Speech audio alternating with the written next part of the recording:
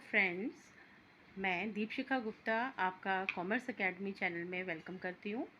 आज मैं आपके लिए क्लास 11th की अकाउंटेंसी का इंट्रोडक्शन लेके आई हूँ, मीनिंग ऑफ अकाउंटेंसी, जो कि पहला चैप्टर है class 11 CBSE state board accountancy का। मीनिंग ऑफ अकाउंटेंसी क्या है, मीनिंग ऑफ अकाउंटेंसी क्या है, अकाउंटेंसी का मीनिंग क्या है और अकाउंटेंसी कहाँ से स्टार्ट होती है, आज के टॉपिक में हम ये पढ़ेंगे। कहता है accountancy is a process which through which we know about the financial status of business as a process includes some steps.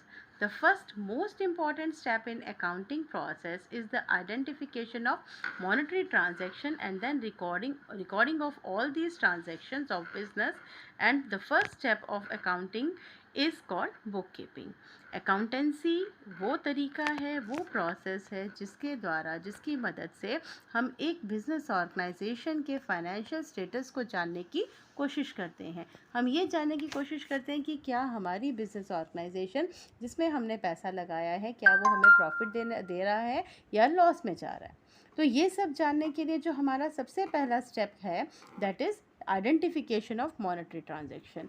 Identification of monetary transaction का मतलब क्या है? आइडेंटिफिकेशन मीन्स पहचानना, देखना क्या ये ट्रांजैक्शन मॉनेटरी है। मॉनेटरी का मतलब है पैसों में तोली जा सकती है, पैसों में मेज़र की जा सकती है, और ट्रांजैक्शन का मतलब हो गया कोई भी लेन देन का इवेंट। कोई भी इवेंट जिसमें लेन देन हो रहा है उसको हम ट्रांजैक्शन कहेंगे, पैसों में लेन देन हो रहा है। And recording of all these transaction of books of the business, and this first step of bookkeeping accounting is called bookkeeping. और यही जो पहला स्टेप है जिसमें हम ट्रांजैक्शन को आइडेंटिफाई करते हैं उसको हम बुक कीपिंग कहते हैं।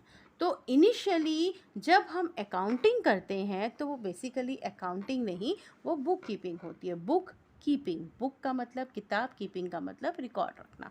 तो जब हम किताबी तौर पे अपने बिजनेस की ट्रांजैक्शंस का रिकॉर्ड करते हैं उसको बुक कीपिंग कहा जाता है। कहते हैं it's an art of recording those business transactions which can be measured in terms of money and have documentary evidence. अब measured in terms of money तो मैंने आपको पहले बता दिया कि वो ट्रांजैक्शन जो कि हम जिसको हम पैसों में तोला जा सकता है, जिसको पैसों में मेज़र किया जा सकता है, उसको हम मॉनेटरी ट्रांजैक्शन कहते हैं। अब ये डॉक्यूमेंट्री एविडेंस क्या है? डॉक्यूमेंट्री एविडेंस का मतलब है कोई भी ट्रांजैक्शन जिसके पीछे कुछ सबूत हो कि आपने ये ट्रांजैक्शन की है।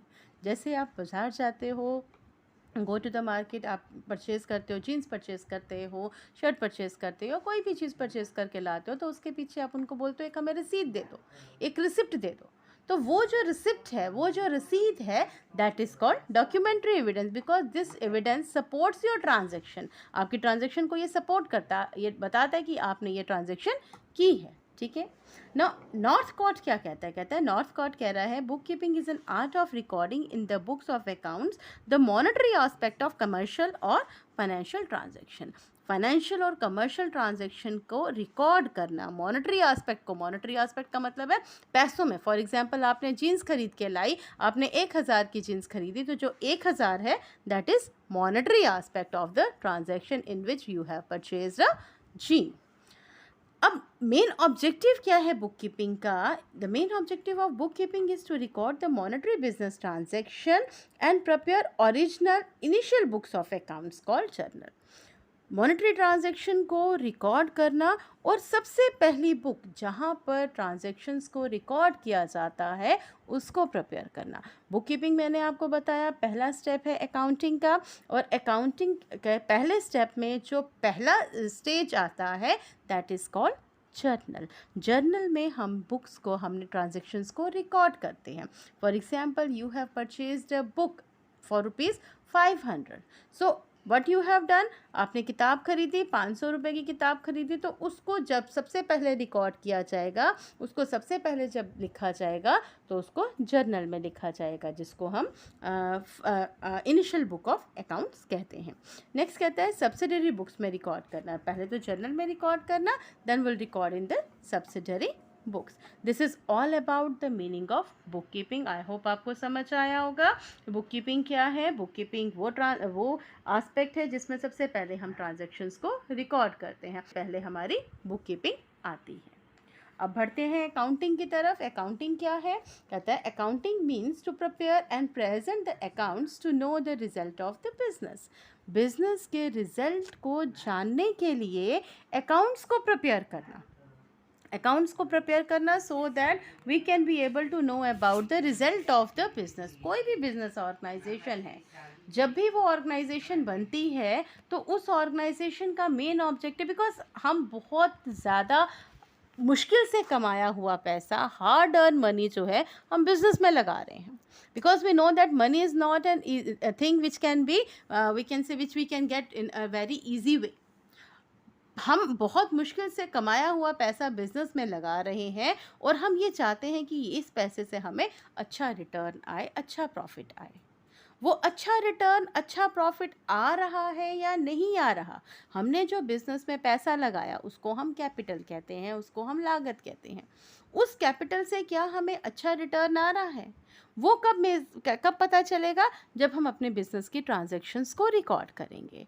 तो अकाउंटिंग क्या है? अकाउंटिंग वो तरीका है, वो प्रोसेस है जिसमें हम ट्रांजैक्शंस को प्रेजेंट करते हैं और बिजनेस के रिजल्ट को फाइंड आउट करते हैं। सारी ट्रांजैक्शंस को रिकॉर्ड किया जाता है, उनकी समराइजिंग की जाती है, क्लासिफिकेशन की जाती है एक सिग्निफिकेंट मैनर में, और उसका रिजल्ट फाइंड आउट किया जाता है। अब नीचे एक डेफिनेशन है जो कोट्स में रखी हुई है मैंने, क्या है? Accounting is the art of recording, classifying and summarising in a significant manner and in terms of money. एक सिग्निफिकेंट मीन्स एक इम्पॉर्टेंट मैनर, वो मैनर जिसको हम चेंज नहीं कर सकते, वो तरीका जिसको हम अलग नहीं कर सकते, हमने इसी मैनर में ट्रांजैक्शंस को रिकॉर्ड करना है, वो ट्रांजैक्शन जो कि पैसों में हो रही है। Transactions and events which are in the part at least of a financial character, जिसका कुछ पार्ट या पूरी की पूरी फाइनेंशियल कैरेक्टर की है, फाइनेंशियल नेचर की है। फॉर एग्जांपल, आपने मिस्टर एक्स से 5,000 की गुड्स खरीदी।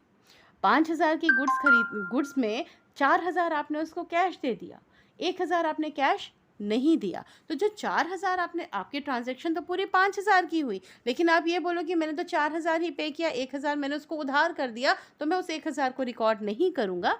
ऐसा नहीं होता। चाहे पूरा का पूरा आपने कैश में दिया है, चाहे आपने थोड़ा सा कैश दिया है और बाकी आपने उधार की ट्रांजैक्शन की है, बट ये ट्रांजैक्शन आपकी मॉनेटरी टर्म की है, तो आपने इसको रिकॉर्ड करना है। And interpreting the result thereof, और जो भी उससे रिजल्ट आता है, मीन जो भी ट्रांजैक्शंस आप रिकॉर्ड कर रहे हो, जो भी चीज़ें आप रिकॉर्ड कर रहे हो, रिकॉर्ड करने के बाद जो भी उसमें से आप रिजल्ट फाइंड आउट कर रहे हो, उसको इंटरप्रिटेट करना। नाउ मीनिंग ऑफ इंटरप्रिटेटिंग का मतलब है जो भी ट्रांजैक्शन आपने की है, उसका जो भी रिजल्ट आया है, उसका एनालिसिस करना, उसका रिजल्ट फाइंड आउट करना कि ये हुआ क्या। मैंने ज़्यादा खर्चा कर दिया, खर्चा कम है तो मेरे को प्रॉफिट हो रहा है, और अगर खर्चा ज़्यादा है, इनकम कम है, तो obviously I am getting loss. So by this we can be able to interpret whether I am earning profit और नॉट। दस कहते हैं account, thus we can say accounting is a process of identifying. Identify मैंने पहले बताया, पहचानना transaction को, then measure करना। Measuring का मतलब हो गया कितने की ट्रांजैक्शन हुई, 500 की, 1000 की, 5000 की, इसको मेज़र करना। देन रिकॉर्ड करना, recording in the books of account, that is the first book, that is called journal. And then interpreting the result, जो भी आया, जो भी मेरा रिजल्ट आया, उसको मैंने इंटरप्रिटेट किया, एनालाइज किया कि इसमें क्या हुआ है। इंटरप्रिटेशन का मतलब होता है एनालाइज करना कि एक्चुअली इस ट्रांजैक्शन में हो क्या रहा है।